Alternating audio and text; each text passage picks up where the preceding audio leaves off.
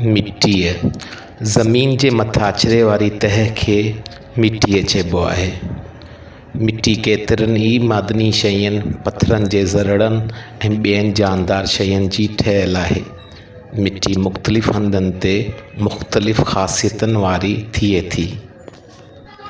मिट्टीअ ॻाढ़े, पीले, साए, ख़ाकी ऐं अछे रंग वारी नज़र ईंदी आहे। मिट्टीअ जो रंग आम तौर ते उन में मौजूदु मादनियात, आबी बुख़ारात या घिम ऐं निबाताती मादे जे बारे में मालूमात ॾींदो आहे।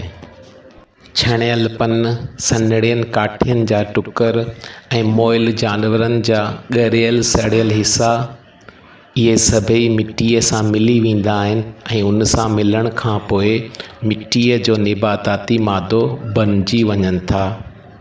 इहो निबाताती मादो मिट्टीअ लाइ निहायत अहम आहे, छाकाणि त इहो ॿूटनि जी वाध लाइ घुरिबुल ज़रूरी ख़ुराकी शयूं ऐं जुज़ा मुहैया कंदो आहे।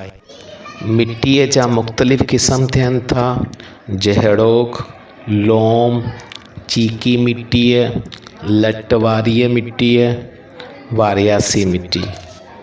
लोम अहिड़ी मिट्टीअ जेका चीकी मिट्टी, लट वारी ऐं ह्यूमस जी मिलावट सां ठहियलु हुजे, तंहिंखे लोम चइबो आहे।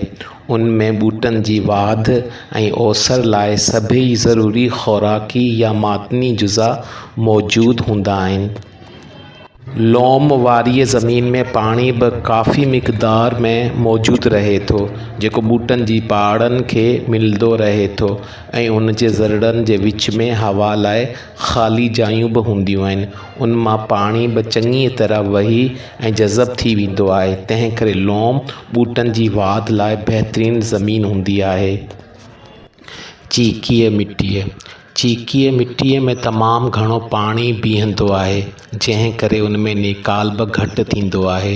हिननि ज़मीननि में सिम बि जल्द थी पवंदी आहे। उन्हनि में हवा बि घटि हूंदी आहे, छाकाणि त उन्हनि जो वॾो हिसो त पाणी वलारींदो आहे।